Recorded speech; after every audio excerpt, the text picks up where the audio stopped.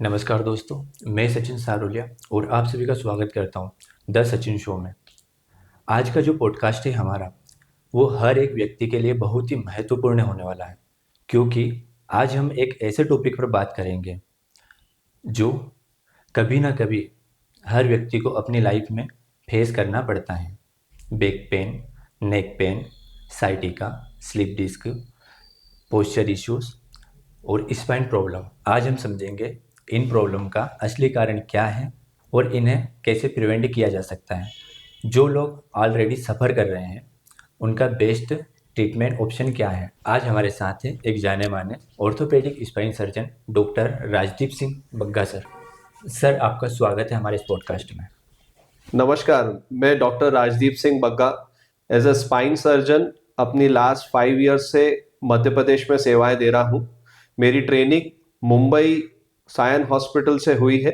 उसके बाद मेरी further training in spine was done in Coimbatore Ganga hospital, और फिर फर्दर स्टडीज के लिए मैं डेनमार्क से करा है। अभी लास्ट 4 ईयर से मध्य प्रदेश से मैं स्पाइन रिलेटेड प्रॉब्लम्स पे ट्रीटमेंट कर रहा हूँ।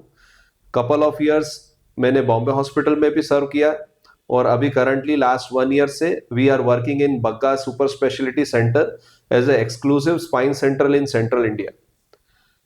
अभी we will be more discussing on spine problem. Sir, सबसे पहले तो आप हमें ये बताइए, स्पाइन की एनाटॉमी और इसके फंक्शन क्या है। देखिए, बेसिकली स्पाइन जो है, जी बोनी स्पाइनल कैनाल होती है जो आपके स्पाइनल कॉर्ड जो जी ब्रेन से निकलती है और पूरे स्पाइन के अंदर ट्रेवल करती है। जी। और वेरियस लेवल्स पे, जैसे मेरी गर्दन है जहाँ पे हाथों के लिए नसें निकलती हैं, चेस्ट हो गया, एब्डोमेन हो गया, पाँव हो गया, और यूरिन मोशन की नर्व्स वगैरह है, टिल अपनी टेल बोन तक जी पूरी स्पाइनल कॉर्ड रन करती है, उसको प्रोटेक्ट करती है। जी एट द सेम टाइम अपनी स्पाइन की जो मोबिलिटी है, फ्लेक्सिबिलिटी ऑफ पर्सन है, जी। जैसे मेरी नेक मूवमेंट है, मैं नीचे देख के अपना काम कर रहा हूँ, ऊपर देख रहा हूँ, आगे झुक रहा हूँ, तो मेरी लोअर स्पाइन हेल्प कर रही है। और हर स्पाइन के अंदर एज यू कैन सी, हर बोन के बीच में एक डिस्क जैसा जी स्ट्रक्चर होता है जो एक शॉक एब्जॉर्बिंग के लिए काम करता है। जी यही एज के साथ में वेयर एंड टेयर या ओवरलोडिंग एक्सर्शन करने की वजह से वीकन होती है, जिसके जी। लिए अपन उसको टर्म इंट्रोड्यूस करते हैं, डिस्क बल्ज, स्लिप डिस्क, शाटिका जो भी है, वो यहाँ से ही ओरिजिनेट होती जी है। बच्चों में रिलेटिवली स्पाइन ज्यादा फ्लेक्सिबल होती है। एज द एज ग्रोस, धीरे धीरे स्पाइन में सर्टेन एरियाज पे वेयर एंड टेयर के साथ में भी फ्यूजन होता जाता है, तो रिलेटिवली फ्लेक्सिबिलिटी एडल्ट्स में कम होती जाती जी, है। ठीक है। हो गया। सर, अभी जैसे कॉमनली स्पाइन प्रॉब्लम जो हो रही है, ये किस कारण से हो रही है। बैक पेन, नेक पेन, हर व्यक्ति को, हर दूसरे व्यक्ति को ये चीज़ें होती है, किस कारण से। देखिए, wear and tear is a normal phenomena. बाल सफेद होना नेचुरल है, बट जेनेटिकली भी ड्रिवन होता है। आपके अगर फैमिली में मदर फादर को स्पाइन रिलेटेड प्रॉब्लम्स है, जी तो थोड़ी सी टेंडेंसी कि आपको भी स्पाइन प्रॉब्लम्स होंगी, जी उसकी प्रोबेबिलिटी बढ़ती जाती है, या फिर आपको अर्ली प्रेजेंट करेगा। डिग्री ऑफ सिवियरिटी कि कितना होगा, क्या मुझे कमर दर्द, गर्दन दर्द ही होगा अगर मेरे मम्मी पापा को है, या फिर मुझे सर्जरी लगेगी, या फिर मैं बेड रिडन भी हो जाऊंगा, इवन सर्जरी लगे, वो पेशेंट टू पेशेंट वेरी करता है। किसी के लिए फिक्स क्राइटेरिया नहीं है। जी तो ग्रेइंग ऑफ हेयर्स किसी को जल्दी, किसी को लेट, किसी को ज्यादा, किसी को कम हो सकता है। Nowadays back pain, neck pen symptoms क्यों बढ़ गए हैं? फर्स्ट, एक प्रॉपर पोस्चर नहीं है। जी लॉन्ग सिटिंग जॉब्स हो गए हैं। एज जैसे जैसे गैजेट्स आते जाते हैं, मोबाइल, लैपटॉप, जी continuously long working hours in IT setups, and people की जो लाइफस्टाइल है सेडेंटरी जो होती जा रही है, तो लॉन्ग सिटिंग की वजह से there is lot of load on to the neck and the back region, जी विच आपका जो पुराना जो मैंने बोला जेनेटिक कंपोनेंट है उसको एग्रोवेट कर सकता है, जी and symptoms can become worse over the years. Second reason, जो daily day to day activities है, अनअकस्टम्ड एक्टिविटीज जी है, लाइक अपन बार बार सुनते हैं कि जिम गया या हैवी वेट उठा लिया, बिकॉज वी आर अनअकस्टम्ड।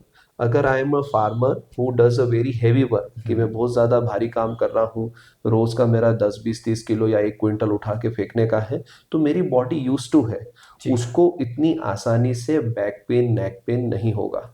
कंपेयर करूं मेरी लाइफस्टाइल जो थोड़ी सेडेंट्री है या आपकी लाइफस्टाइल है जो सेडेंट्री है, once in a while if I ask you कि आप बहुत भारी सामान उठा के रख दें, तो हो सकता है आप रख देंगे, बट जी। नेक्स्ट डे और अगर आपने इसको फ्रीक्वेंटली फॉलो किया तो हो सकता है कि वो आपको बैक और नेक सिम्टम्स कराए। जी। Second commonest reason is increased travelling. अगर आप देखेंगे, as the roads are getting constructed, development is happening place, people are tend to travel more and more and more. जी। Plus, speed breakers, if I say in India recently, as we live in Madhya Pradesh, lot of development is going on by courtesy Dr. Mohan Yadav ji. But falls or hmm. But जैसे उबड़ खाबड़ road रहता हाँ, है हाँ। या frequent speed हम्म। Breakers रहते हैं, तो वो उसके ट्रैवलिंग के कारण भी कंटिन्यूसली शॉक में वेर एंड टेयर जी। Keeps on increasing. तो जो भी लॉन्ग ट्रैवलर्स हैं या ड्राइवर्स हैं, ट्रक ड्राइवर्स जी। हैं, उनके अंदर भी ये फ्रीक्वेंटली बैक पेन के सिम्टम्स ज़्यादा आते हैं। एंड आईटी पीपल और नॉर्मल सेडेंट्री लाइफस्टाइल जो हम्म। मोबाइल लैपटॉप यूसेज वगैरह रिलेटिवली ज़्यादा है, या students now stress is also very high, coachings are going on, long hours of sitting and hmm. Studying रहता है, they tend to present with the neck pain. Sir, ऐसे कौन से symptoms हैं जो हमें बताते हैं कि हमें स्पेशलिस्ट के पास जाना चाहिए? Basically back pain neck pen तो कॉमन सिम्टम्स हैं, तो सबसे प्राइमरी कंसल्टेशन तो लोकल फैमिली फिजिशियंस को होता है, जी। या डायरेक्टली अपने जो नोन टू लोकल ऑर्थोपेडिशियंस होते हैं उनके पास जाके लोग प्रेजेंट करते हैं। बट कुछ अलार्मिंग साइंस हैं जहाँ जी। पे we need to be investigated कि भैया अभी मैं स्पेशलिस्ट को दिखा लूँ, हम्म। इसको normal back pain neck pen ना मानूं। तो हम बैक पेन को भी मल्टीपल ग्रुप्स में डिवाइड कर देते हैं। जैसे? एक बैक पेन होता है कि जो इंस्टेबिलिटी वाला होता है, जैसे पेशेंट कंप्लेन करता है कि हम्म। मैं जब बिस्तर से उठता हूँ तो सुबह उठने में परेशानी होती है, हम्म। या फिर रात में सोता हूँ करवट लेता हूँ तो परेशानी है, जी। या फिर ज्यादा देर बैठ के उठता हूँ तो परेशानी है। हम्म। तो सर्टन चेंज इन पोजीशन अगर पेशेंट को बैक डिस्कम्फर्ट दे रहा है, जी। तो ये थोड़ा सजेस्ट करता है कि मेरा स्पाइन स्टेबल नहीं है, कुछ एबनॉर्मल मूवमेंट्स आर हैपनिंग। जी। तो एक कैटेगरी ऑफ बैक पेन ये हो गया। हम्म। एक कैटेगरी ऑफ बैक पेन क्या है, मैंने दिन भर काम किया, मुझे दिन भर के काम करने के बाद कमर दुखा, हम्म। मैंने रेस्ट किया, मेरा बैक पेन थोड़ा सेटल हो गया and I am comfortable, that जी। इज मैकेनिकल, जो अपन डे टू डे एक्टिविटीज में कॉमन बैक पेन कंसिडर करते हम्म। हैं। और दूसरे जो बैक पेन होते हैं, या तो वो एसोसिएटेड नर्व सिम्टम्स भी होते हैं कि मेरे पाँव तक जा रहा है, जिसको जी। कभी शाटिका सिम्टम्स भी बोलते हैं, या क्लॉडिकेशन, या पेशेंट जैसे मैं बोला सर मैं खड़ा हुआ थोड़ी देर या चला तो मेरे पाँव में भारीपन, खिंचाव, सुनपन, जी। झुंझुनी ऐसे सिम्टम आते हैं, और पाँव में कमजोरी फील होती है, ऐसा लगता है तुरंत बैठ जाऊं, और बैठने के बाद में रिलीफ होता है। हम्म। तो ये सर्टेन बैक पेन कैटेगरीज हैं। हम्म। अब इसमें भी रेड फ्लैग्स, अगर मैं रात में सोया हूँ और मुझे रात में ही पेन काफी ज्यादा होता है, जी। रात में करवट लेने में परेशानी है, या इतना सीवियर पेन है कि मेरे को रात को एकदम उठ के बैठना पड़ता है, मेडिसिन ढूंढनी पड़ती है, तो इन केसेस के अंदर हम्म। बैक पेन अलार्मिंग हो जाता है। जी। या एक्सट्रीम्स ऑफ एज है, जैसे बहुत यंग बच्चा हो या बहुत ओल्ड पेशेंट हो, इनमें अगर बैक पेन नेक पेन है तो ऑब्वियसली कुछ सर्टेन डिजीजेस लाइक इन्फेक्शन हो जी। सकता है, कैंसर हो सकता है, ये सब चीज़ें इनमें ज़्यादा हमको डिटेल व्यू रखना पड़ता जी। है। जी। या पेशेंट इम्यूनो कॉम्प्रोमाइज्ड हो, एचआईवी पेशेंट है, हम्म। या लॉन्ग टर्म स्टेरॉइड्स ले रहा है, या कैंसर ट्रीटमेंट ले रहा जी। है, ये इम्यूनो कॉम्प्रोमाइज्ड, इम्यूनिटी कम है, तो इसमें भी बैक पेन नेक पेन को अपन नॉर्मल नहीं कंसिडर कर सकते, जी। You need to investigate.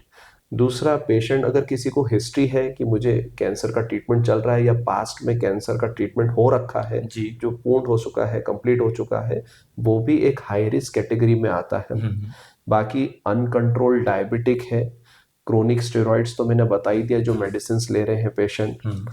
तो ये पेशेंट्स हाई रिस्क ग्रुप में रहते हैं। उनके बैक पेन नेक पेन को अपन नॉर्मल ना कंसिडर करके स्पेशलिस्ट से कंसल्ट करके, या फिर जी। अपन उसको टाइमली इन्वेस्टिगेट करके अपनी डिजीज के बारे में ज्यादा डिटेलिंग अर्ली स्टेज में पकड़ के और टाइमली ट्रीट करके उसको रिलीव कर सकते हैं। जी। जैसे ट्यूबरकुलोसिस ऑफ स्पाइन है, अगर हम्म। फैमिली हिस्ट्री या घर में आस पड़ोस में 2 1 साल 3 साल में किसी को टीबी हो रखा हो, जी। खासकर चेस्ट टीबी, पल्मोनरी टीबी जिसको बोलते हैं, या ट्रीटमेंट ले रखा हो, हम्म। उससे भी एक्सपोजर होने से, या आपका बहुत वेट लॉस हो रहा है, जी।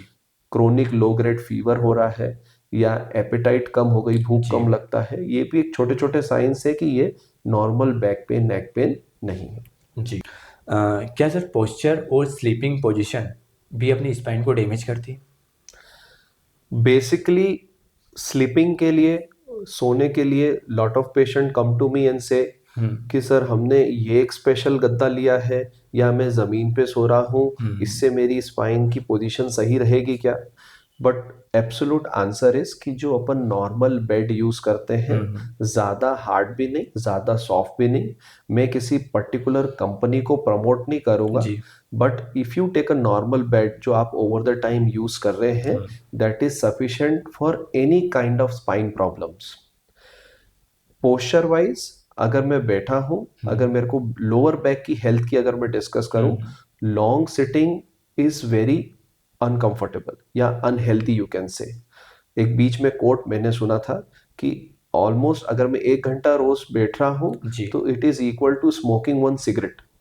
तो आप इतना अनहेल्दी है लॉन्ग सिटिंग। जी। जी। तो for spine patients I usually recommend कि आप सिंगल पोस्चर लंबा मेंटेन ना करें, लंबा बैठना, जी। लंबा खड़ा होना, लंबा ट्रेवल करना, every 15 20 minutes, half an hour एक ब्रेक ले लें 5 मिनट्स का। जी। क्योंकि देखो ये मेरा हाथ है, मैंने टाइट पकड़ा है, थोड़ी देर में दर्द होने लगेगा, आई हैव टू रिलैक्स।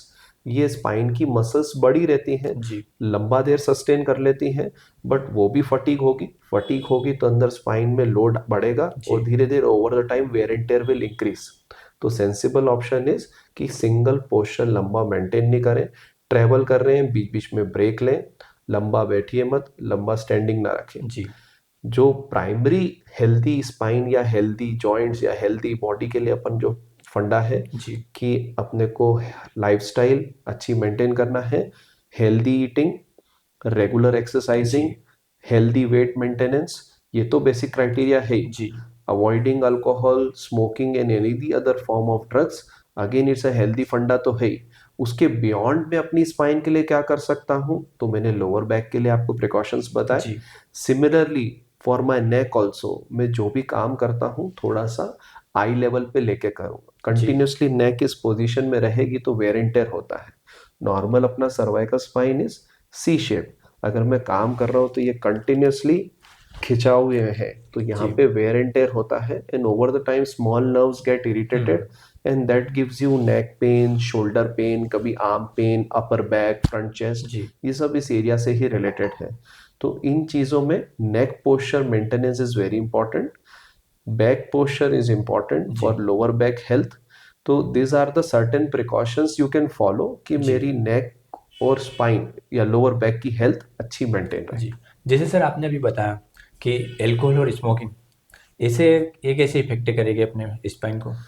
देखिए, अल्कोहल एज सच बॉडी में मेटाबोलाइज होके लॉट ऑफ कैलोरीज देता है, तो पेशेंट का वेट गेन होना है। जी। दूसरा चीज, अल्कोहल हार्मोनल डिस्टर्बेंसेस भी करता है, जी। जो आपकी बोन्स में ऑस्टियोपोरोसिस भी करता है।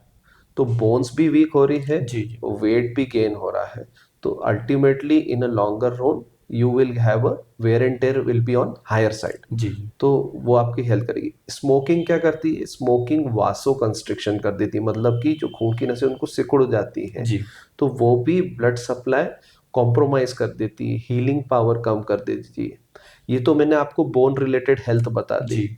But definitely it affects the nerve also. Alcohol की वजह से, alcohol is an external toxic stimulant, जी। वो आपकी नर्व्स को भी न्यूरोपैथिक डिसऑर्डर करा सकती है। अल्कोहल जी। Neuropathy is very common. जो लॉन्ग टर्म क्रोनिक अल्कोहलिक होते हैं उनको भी न्यूरोपैथी प्रॉब्लम आती है। जी। स्मोकिंग ऑल्सो ट्रिगर्स माइग्रेन और irritating nerve symptoms for the patient, तो लॉन्ग जी। टर्म होगा। अब डॉक्टर साहब, हर पेशेंट को प्रॉब्लम देगा क्या? जितने भी अल्कोहलिक हैं, जितने भी स्मोकर हैं, सबको ही प्रॉब्लम होगी? सबको नहीं होगी, पर आप वो वाले नहीं हैं, ऐसा कोई डॉक्यूमेंटेशन या टेस्ट नहीं है कि मेरी बॉडी को क्या अफेक्ट करेगी। हो सकता है person is a very heavy drinker, उसको हो सकता है लाइफ लॉन्ग काफी टाइम से पी रहे हैं पर कुछ फर्क नहीं पड़ रहा है, हम्म। उनकी जेनेटिक मेकअप अलग है। जी। आपकी बॉडी में आपने सिर्फ एक ही सिगरेट पी थी जीवन में, हाँ। उसके बाद में भी मेरे को ये प्रॉब्लम्स आ गई, हम्म। तो फिर डॉक्टर साहब मैंने तो एक ही बार पी, तो हाँ। आपका जेनेटिक मेकअप अलग है। हम्म। तो अभी ऐसा है कि ट्राई करने से जेनेटिक मेकअप आपको नहीं पता, हमको नहीं पता, हम्म। तो जेनेटिक मेकअप का ट्रायल लेना सेंसिबल ऑप्शन नहीं है। हम्म। बेटर ऑप्शन इज कि when we know it is wrong, hmm. Internally also you know it's wrong, is hmm. Better to avoid. Obesity sir कैसे करती है डैमेज? ओबेसिटी देखो, ओवरऑल ओबेसिटी मेरा जो नॉर्मल हेल्दी वेट हम्म। होता है हम्म। उसके हिसाब से मेरी मसल्स और bones are ready to take the weight. Hmm. अगर मेरे पास एक्स्ट्रा एडिपोज टिश्यू फैट जिसको अपन बोलते हैं, हम्म। चर्बी जिसको बोलते हम्म। हैं, पेट में, थाइज में, हिप्स में सब कलेक्ट हो रही है, जी। तो एक overall body weight will increase, जी। तो पूरा बोन पे पड़ेगा। मेरा अपर बॉडी और लोअर बॉडी के हम्म। बीच में कनेक्शन सिर्फ ये 5 बोन्स का है। जी। यहाँ पे रिब्स आ जाती हैं, ये आपकी नेक होगी जो आपका हम्म। सर का ही वजन ले रही है, जिसमें ज्यादा फैट का इशू नहीं जी। आता। ये एरिया सबसे ज्यादा वेट के कारण अफेक्ट होता है। अच्छा। इसलिए आपने देखा होगा जो भी पेशेंट ओवरवेट या हैवी वेट हाँ। कैटेगरी में रहते हैं, वो लोअर बैक के सिम्टम्स उनको कंटिन्यूसली रहते ही हैं। हम्म। अब इस लोअर बैक में जो 5 बोन्स मैं आपको बोल रहा हूँ, जिसके हम्म। आसपास सिर्फ मसल्स ही रहती हैं, जी। आगे पेट की मसल्स है, पीछे बैक की मसल्स है, जी। इसके अलावा कोई भी सपोर्ट नहीं है। हम्म। एंड स्पेशली L4-5 L5S1 जो अपन कॉमन डिजीजेस पढ़ते हैं, जी। या किसी ने एमआरआई किया होगा बोलेगा मेरे को L4-5 L5S1 की प्रॉब्लम है, हाँ। हाँ। It is the commonest junction area, कि जी। मेरे कूल्हे में और अपर बॉडी में सबसे ज्यादा मूवमेंट और हम्म। स्ट्रेसफुल एरिया जो सेंटर है जी। वो जी। L4-5 L5S1 है। दैट इज वाई हम्म। ज्यादातर डिजीज, मैक्सिमम डिजीज जी। स्पाइन की जो लोअर बैक की होती है वो L4-5 L5S1 पे ही होती है। जी। बहुत कम होगी कि वो डॉर्सल जहाँ पे पसलियां हैं, क्योंकि उसको हम्म। सपोर्ट है। फिर सेकंड आती है सर्वाइकल, जी। क्यों? क्योंकि सर्वाइकल में भी मूवमेंट होता मूवमेंट है, होता है। लोअर बैक में मूवमेंट्स होते हैं और नेक में मूवमेंट्स होते हैं। जहाँ जहाँ पे एरिया मोबाइल है, जहाँ पे मोबिलिटी है, जी। वहां पे वेयर एंड टेयर है। It is applicable to anywhere everywhere in the world for every structure. आपका गाड़ी भी चल रहा है, जो पार्ट मूविंग है उसी में हम्म। वेयर एंड टेयर होगा, जो स्टैटिक है उसमें वेयर एंड टेयर कम होगा। जी। सर इसमें डायबिटिक का भी कुछ रोल रहता है क्या? डायबिटीज एज पर से थोड़ा सा वेयर एंड टेयर, क्योंकि एंटीऑक्सीडेंट्स कम हो जाते हैं, जी। ऑक्सीडेशन होता है, तो wear and tear relatively diabetic patients में जी। ज्यादा होता है compare to similar age group का। मैं दूसरा पेशेंट देखूंगा, हम्म। उसमें wear and tear will be on lesser side. जी। दूसरा, uncontrolled diabetes increases the risk of infections in spine as जी। Such anywhere in the body, तो हम्म। स्पाइन में भी इन्फेक्शन रिस्क बढ़ा देता है। थर्ड, हीलिंग पावर, कि भैया मेरी नर्व्स जो है, हम्म। अब नर्व्स को भी डैमेज करती है, तो डायबिटिक न्यूरोपैथी भी एक वेरी कॉमन डिसऑर्डर अपन ने सुना है, हम्म। कि पेशेंट को लॉन्ग टर्म डायबिटीज रहती है तो पंजों में छोटी नर्व्स डैमेज हो जाती है, न्यूरोपैथी जिसको बोलते जी। हैं।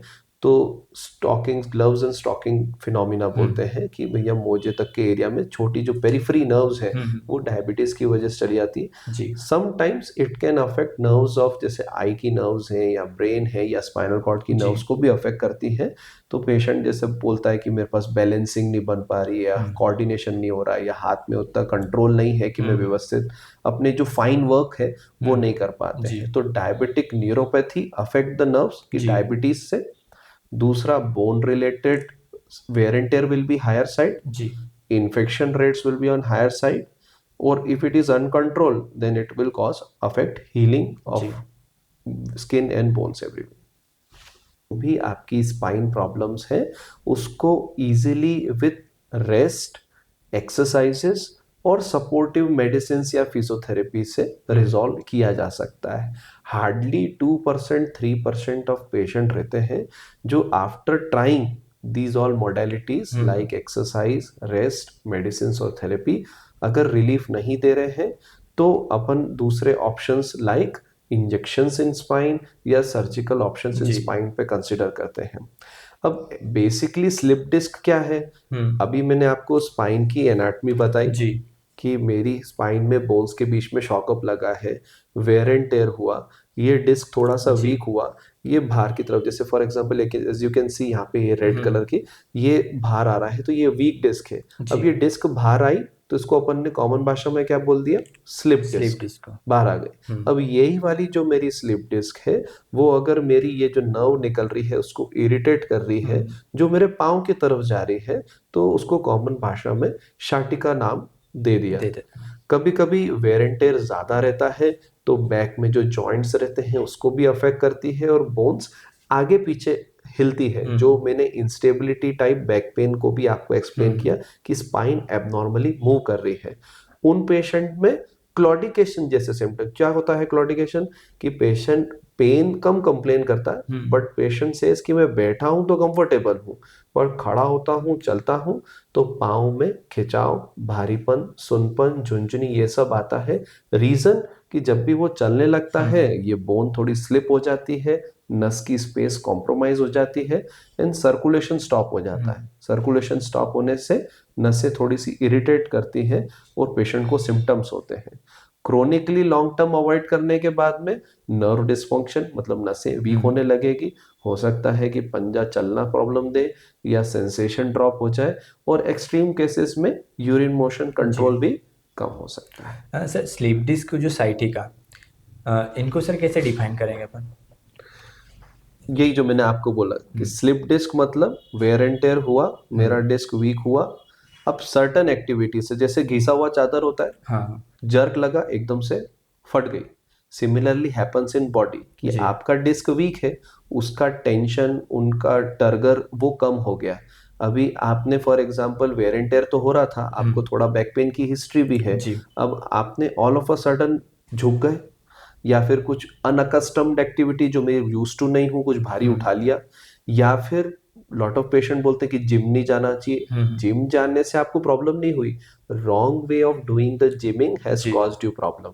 तो वो गादी तो पहले से ही वीक थी, उस पे एकदम सर्टन लोड आ गया बिकॉज ऑफ एनी एक्टिविटी, एकदम से जोर के छींक भी दिया, तो जो भी चीज पेट का प्रेशर बढ़ा रही है, सडन बेंडिंग, कुछ भारी उठाना, या लिफ्टिंग वेरी हैवी वेट, या एकदम से छींकना, या फिर क्रोनिक कफ मतलब बहुत ही ज्यादा खांसी कर रहे हैं लंबे समय से, और कॉन्स्टिपेशन, वो भी क्रोनिक कॉन्स्टिपेशन भी, ये सब चीजें पेट का प्रेशर बढ़ाती हैं, जो आपकी पीछे जो डिस्क है वेयर एंड टेयर हुआ है उस पर लोड बढ़ाएगी, और वो कभी भी एनी डे अपन बोलते हैं वेयर एंड टेयर हो जाता है तो डिस्क स्लिप हो जाती है, तो वो आपका बैक पेन सीवियरली बढ़ा सकती है। और वही जो स्लिप डिस्क बाहर आई है, अगर उसने आपकी पाँव की नसों को इरिटेट किया है, तो डिपेंडिंग वो कहाँ ट्रेवल कर रही है, front of thigh, back of thigh, पूरे पाँव में, उस नर्व को प्रेशर करने के कारण अपन शाटिका जैसा उसका वर्ड यूज करते हैं। सर स्लीप डिस्क का सर ट्रीटमेंट क्या है?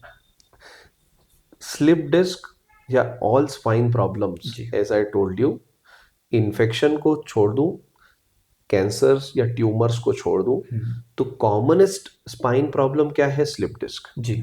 स्लिप डिस्क का 95 टू 98% ऑफ द पेशेंट, चाहे उसको स्लिप डिस्क हो या साथ में शाटिका हो, 1 to 2 months के अंदर automatic over the time resolve हो जाते हैं। जी।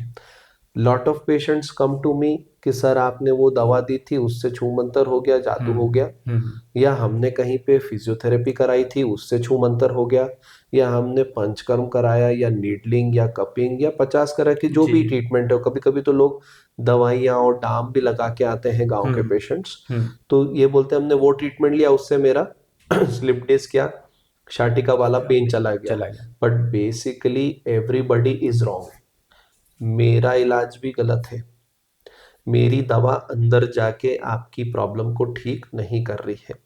अच्छा। 90% ऑफ टाइम, 98% ऑफ टाइम जो मैंने आपको बोला उसकी नेचुरल हिस्ट्री ही ऐसी है कि गादी फटी, डिस्क बाहर आई, उसने बड़ी नस को इरिटेट किया, शाटिका जैसे सिम्टम दिए, तो वहां पे स्वेलिंग है। नेचुरली मैंने थोड़ा सा रेस्ट करा, जो भी चीजें मेरे पेट का प्रेशर बढ़ा रही, जैसे खांसी, छींक, कब्ज, झुकना, वजन उठाना, ये एक्टिविटीज को थोड़ा अवॉइड किया या टाइमली ट्रीटमेंट लिया, ये सब प्रेशर कम करेंगे। Over the period of 1.5 months naturally disc resolve हो रही है, पाँव के सिम्टम भी चले जाएंगे, बैक के सिम्टम भी काफी हद तक कम हो जाएंगे। ड्यूरिंग दैट टाइम 1-1.5 महीने में जो मैंने ट्रीटमेंट लिया है, या तो मेरी मेडिसिन, जी या फिजियो, या कपिंग, या निडलिंग, या फिर डाम, या फिर दवाई, XYZ जितने भी लाखों ट्रीटमेंट जी हैं जी। इंटरनेट पे अवेलेबल है, वो कुछ भी उस समय आपको जो चीज रिलीफ दे दे उसको आप भगवान मान लेते हैं। जी। तो इट इज हैपनिंग नेचुरली, और जो नेचुरली रिजॉल्व नहीं होते 2 to 3% ऑफ पेशेंट, उनके लिए ऑप्शंस आते हैं कि हम यहाँ से दवा देने के बजाय डायरेक्ट नर्व के पास में ही इंजेक्शन के थ्रू दवा दे दें। हाँ। बट वो भी दवा है, टाइमली टेम्पररी ट्रीटमेंट है। और last option is always a surgery, कि मैं उसको पूर्ण रूप से कंप्लीट, हाँ that is actually very effective, कि मैं सर्जरी कर रहा हूँ, that is going to resolve the symptoms of patient completely 100% for sure. जी। सर बहुत सारे लोग जो इंजेक्शन है वो भी लगाते हैं, उसका कितना मतलब ड्यूरेशन रहता है पेन कम करने का? यूजुअली जो इंजेक्शंस लगाए जाते हैं, एपिड्यूरल इंजेक्शंस होते हैं। जी। एपिड्यूरल मतलब जो एक नसें सारी एक थैली के अंदर पानी के अंदर तैरती हैं, उस एरिया के ऊपर, तो वो ड्यूरा में कवर रहती है, उसकी थैली का नाम बोलते हैं। उसके ऊपर जो दवा डिलीवर की जाती है उसको एपिड्यूरल बोलते हैं। उस एरिया में हम जाके मेडिसिन रिलीज करते हैं, जी। 2-3 मेडिसिन यूज करते हैं combination, depending on patient safety. तो एक पेशेंट प्रोफाइल देखा जाता है। तो अंडर मशीन गाइडेंस कभी कभी लोग ओपीडी बेसिस पे भी इंजेक्शन लगा देते हैं, जी उसकी सेफ्टी डिटरमाइंड नहीं रहती है। हो मतलब वो सकता रॉन्ग है है, वो। That is a very wrong practice. आपके पास में फैसिलिटी नहीं है, पर वर्ल्ड में तो अवेलेबल है, तो you should use it. Safety is more important than incompetence. जी। अभी मेरे पास में ये चीज नहीं है, मैं ऐसे ही लगा दूंगा, तो always I am carrying a risk कि मैंने अगर स्पाइनल कॉर्ड को गलती से लगा दिया, patient can end up with other problems. जी। या फिर जिस जगह पे मेरे को दवा डिलीवर करनी थी, obviously space is very less, उस जगह पे डिलीवर नहीं हुई, तो मेरा इंजेक्शन तो फेल हो गया। तो फिर पेशेंट बोलते हैं कि सर हमने इंजेक्शन भी ले लिया, रिलीफ नहीं आया, या इंजेक्शन ले लिया उससे कॉम्प्लिकेशन हो गया।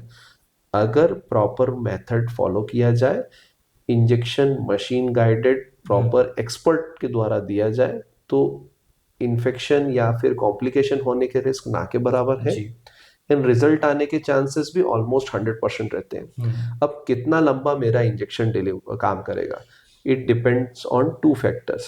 पहला फैक्टर कि अंदर प्रेशर एग्जैक्टली है कितना। अगर अच्छा। नसों पे दबाव बहुत ज्यादा है, या फिर मेरी हड्डी एबनॉर्मली हिल रही है, तो मैं इंजेक्शन से हिलना तो बंद नहीं कर सकता। या इतना सीवियर प्रेशर है तो मैं ऊपर से पानी डाल लूं तो सेंस नहीं बनेगा। तो इन केसेस में इंजेक्शन फेल भी हो जाता है, या फिर कम टाइम के लिए काम करता है। जी। जहां पे relatively pressure is less, surgical की इतनी नीड नहीं है, obviously expert tell you better, उस केसेस में injections work very well. Sometimes in patients it can work life long also. किसी किसी on an average 3 to 6 months is a normal time कि injection work करता है। Till that time वो उसको naturally settle होने का भी समय देता है। जी। And at the same time patient अपनी ग्रेजुअल थोड़ी सी एक्सरसाइजेस एंड फिजियो भी कर सकता है, कि थोड़ी मसल टोन बेटर रहे और उस एरिया पे लोडिंग रिलेटिवली कम रखे। मतलब योगा और फिजियोथेरेपी से भी असर होता है? Yes, it can definitely help under expert guidance. जब आपको सीवियर पेन और रिकरेंट सिम्टम बार बार ऐसी तकलीफ होती है, तो आपको एक्सपर्ट गाइडेंस के अंदर ही फिजियो योगा ये सब करना चाहिए। Watching videos on internet and doing exercise on your own जी। always carries a risk. Disc slip हो गई है, बाहर आ गई, नस को इरिटेट कर रही है, अनसुपरवाइज्ड इनएक्सपीरियंस थेरेपी कराने से वो डिस्क नॉर्मल से ज्यादा भी आ सकती है, and it can cause nervous shutdown also, कि जी। ब्लैडर बॉवल्स और यूरिन मोशन रुक गया, या पाँव में वीकनेस आ गई, आते हैं पेशेंट। तो ये हॉट टाइम रहता है, मतलब जो एरिया है वहाँ पे इन्फ्लामेशन है, स्वेलिंग है, वो हॉट रीजन बना हुआ है। उस समय you have to be cautious कि मैं लूँ तो एक्सपर्ट के द्वारा या सुपरविजन में लूँ, जी। या फिर जो मेरे एक्सपर्ट ने सजेस्ट किया है कि मैं बेड रेस्ट करूँ या थोड़ा मेडिसिन ही लूँ, वो अकॉर्डिंग टू द एक्सपर्ट ही फॉलो करें। डोंट यूज योर ब्रेन और आज कि ये मेरा दोस्त है या मेरा पड़ोसी, मैं ऐसे ही कर लेता हूँ, तो वैसे भी लोग, सब में नहीं होगा, बट अच्छा। जिसके साथ होता है then it's a life changing event. जी जी। सर मैंने कॉमनली सुना है कि लोग आते हैं, मेरा L4 L5 पेन हो रहा है, तो ये क्या होता है सर? अभी जैसे मैंने आपको एनाटमी बताई स्पाइन की, हम्म अपर बॉडी, लोअर बॉडी, यहाँ पे मेरा कूला आ गया, ऊपर हम्म रिब्स और अपर बॉडी आ गई, उस बीच में ये 5 बोन्स ही हैं हम्म जो एक्सपोज टू सीवियर स्ट्रेस है, हम्म। इसलिए बॉडी वेट भी ज्यादा इसी को अफेक्ट करता है। अच्छा। आगे पेट की मांसपेशी है, पीछे कमर की मांसपेशी हम्म है, इसके अलावा इसका कुछ भी सपोर्ट नहीं है। हम्म। उसमें भी L45 L5S1 जंक्शन मार्क करता है मेरे कूल्हे और अपर बॉडी का। जी। तो सबसे ज्यादा मोबिलिटी यहाँ पे होती है, स्ट्रेस वेट का सबसे ज्यादा यहाँ ये। रहता है, तो chances of getting more hmm. Problems in this region is always very high. जी। स्पाइन सर्जरी का नाम सुनते ही लोग डर जाते हैं सर। स्पाइन प्रॉब्लम का सॉल्यूशन सर्जरी है क्या? नहीं, जैसे मैंने आपको बताया 97 to 98% पेशेंट्स में सर्जरी का रोल नहीं है। जी। ओनली इमरजेंसी कंडीशन जिसमें हम स्पाइन सर्जरी रिकमेंड करते हैं, या तो पेशेंट को कॉडा इक्वीना सिंड्रोम, मतलब कि नसों में इतना प्रेशर है कि आपका यूरिन मोशन का कंट्रोल चला गया है, that marks emergency in spine surgery. उसके अलावा अगर आपकी स्पाइन में नर्व वीकनेस आ रही है कि मैं पाँव नहीं चला पा रहा हूँ, या मेरे को चलने में बैलेंस प्रॉब्लम आ रही है, हाथों का इस्तेमाल नहीं कर पा रहा हूँ, जिसमें भी नर्व फंक्शन आपका डाउन हो रहा है, जी। दैट केसेस कॉज यू कि भैया अब स्पाइन सर्जरी की जरूरत है। थर्ड, कि पेन वेरी सीवियर, मतलब अपन ने पेन किलर्स ट्राई कर ली, फिजियो है, रेस्ट है, अदर मोडालिटी सब ट्राई कर ली, जी। बट पेन बहुत ज़्यादा परसिस्टेंट है, क्वालिटी ऑफ लाइफ अफेक्ट हो रही है, तो इन केसेस में सर्जरी इंडिकेटेड है। तो कॉमनेस्ट 3 शॉर्ट में बताऊं इंडिकेशंस, या तो पेशेंट का यूरिन मोशन कंट्रोल हो रहा है विच जी। मार्क्स इमरजेंसी, या पेशेंट की क्वालिटी ऑफ लाइफ बहुत अफेक्ट हो रही है, जिसमें पेशेंट को पेन भी काफ़ी सीवियर है, not responding to conservative treatment, and third is nerve dysfunction, कि जी। नसों का फंक्शन ड्रॉप हो रहा है। अगर पेशेंट को कंट्रोल नहीं है, या पेशेंट को वॉकिंग प्रॉब्लम है, या हाथ यूज करने में प्रॉब्लम है, in those cases timely surgery is very important. जी। सर अपने इंडिया में सर्जरी कितनी सेफ है? देखिए, लास्ट 4 ईयर से जब से मैंने मध्य प्रदेश में प्रैक्टिस स्टार्ट करी है, जी। एक ही लाइन ऑफ क्वेश्चन ऑलमोस्ट 99.99% मेरे से पेशेंट पूछते हैं, सर स्पाइन सर्जरी नहीं करानी है, या स्पाइन सर्जरी से डर लगता है, मैं सर्जरी करा लूंगा, बिस्तर पे आ जाऊंगा। लोगों को डर रहता है इसी चीज ये का। इतना ज्यादा डर हमने बाहर डेनमार्क में या साउथ में या मुंबई में नहीं देखा। रीजन भी, पहला, एक्सपर्टीज अवेलेबिलिटी, जो एक्सपर्ट हैं स्पाइन सर्जरी के, वो आपके यहाँ पे रिलेटिवली इतने अवेलेबल नहीं थे इन द पास्ट ईयर्स, जो रिसेंटली अभी काफ़ी ज़्यादा ट्रेंड स्पाइन सर्जन्स आने लगे हैं। तो वो एक्सक्लूसिवली स्पाइन सर्जरीज करते हैं, तो ऑब्वियसली सेफ्टी ऑलवेज इंक्रीजेस जितना ज़्यादा एक्सपर्टीज बढ़ती जाती है। दूसरा, मोडेलिटीज ऑफ ट्रीटमेंट की जो फैसिलिटीज हैं, आजकल मॉड्यूलर ऑपरेशन थिएटर्स हैं, हाई एंड माइक्रोस्कोप्स हैं, न्यूरो मॉनिटरिंग्स हैं, नेविगेशन है, ये सारी मशीनें जो हैं, ये सेफ्टी ऑफ स्पाइन सर्जरीज को एक लेवल ऊपर ले जाती है। जी। Third thing, patient selection.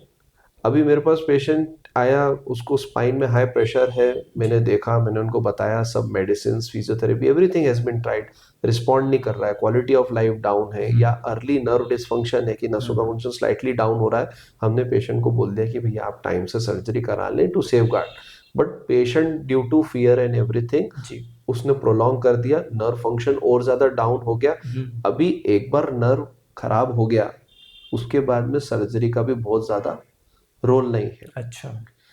Fourth thing, post traumatic patient, ये अभी भी वर्ल्ड में एक प्रॉब्लम है कि जो स्पाइनल कॉर्ड इंजरी वाले पेशेंट्स आते हैं, जिनके अंदर लोअर लिम्ब पूरा फंक्शन चला गया है, अपर लिम्ब फंक्शन पूरा चला गया है, उनके लिए सर्जरी भी करा ली आप, उसके बाद में भी कोई रिजल्ट नहीं आया, इतना पैसा लग गया। तो इन पेशेंट्स को समझना जरूरी है कि चोट जो लगी है during the time of injury हो गई, वो समय चोट लगी, नस फटी या अंदर ब्लीडिंग हो गई या डैमेज हो गया, इसके कारण सिस्टम शट डाउन है। सर्जरी करने का मकसद इज टू रिहेबिलिटेट, कि आप थोड़े से अपन अबाउट हो जाए, आपकी एक्सरसाइज चालू हो जाए, आप अपना काम कर पाए, उसके लिए आपको फंक्शनल बनाया जा रहा है। स्पाइनल कॉर्ड वापस चालू हो जाएगी, ये आप भी नहीं बोल सकते, मैं भी नहीं, कोई भी दुनिया में नहीं बोल सकता। तो प्रोबेबिलिटी डिपेंड्स विद टाइम, कि जी समय के साथ ही अपने को समझ आता है कि रिकवरी कितनी होगी या नहीं होगी, या होगी तो फंक्शनल होगी कि नहीं, ये समय बताता है। ये इसके लिए कोई भी सर्जन या हॉस्पिटल या फिर पेशेंट कोई भी responsibility, it is with time. वो तो इंजरी होनी थी तो ये 4 सिनारियोज है हम्म, जिसमें आप safety of spine surgery denote कर सकते जी। हैं। सर्जरी से पहले सर पेशेंट कौन सी गलतियां करता है? सर्जरी से पहले ऐसा सबसे पहली तो मैंने आपको ये बताई कि हम्म पेशेंट को प्रॉब्लम है, कंटिन्यूअसली है, ओवर द मंथ्स और ईयर्स है, और even after consulting so many doctors, सभी सबको दिखाने के बाद भी सबने अगर आपको सर्जिकल ऑप्शन सजेस्ट किया है हाँ। और टाइमली कराने के लिए सजेस्ट किया, उसको बहुत ज़्यादा प्रोलॉन्ग करना और नर्व जब फंक्शन बंद कर दे या कम कर दे उसके बाद सर्जरी पे लैंड अप होना, तो हो सकता है उसमें आपको वो रिजल्ट नहीं मिले जो आप अच्छा, एक्सपेक्ट करते हैं। सर्जरी करने के बाद पेशेंट रिकवरी टाइम कितना होता है? अगर कोई स्पोर्ट पर्सन भी सर्जरी करवाता है, नॉर्मल लाइफ जी सकता है? बिल्कुल यस। स्पाइन सर्जरी आजकल मिनिमली इन्वेसिव स्पाइन सर्जरीज होने लगी हैं, माइक्रोस्कोप के द्वारा, एंडोस्कोप के द्वारा, navigation are used, robots assisted surgery होती है, जी कंप्लीट रोबोटिक स्पाइन सर्जरीज नहीं है वर्ल्ड में, robotic assisted surgeries are available, जी कि ये भी फैसिलिटीज अवेलेबल है। Due to use of minimally invasive spine surgeries, MIS जिसको हम बोलते हैं, या माइक्रोस्कोप यूसेज जी। या एंडोस्कोप यूसेज, इन सर्जरीज करने से recovery time is very fast.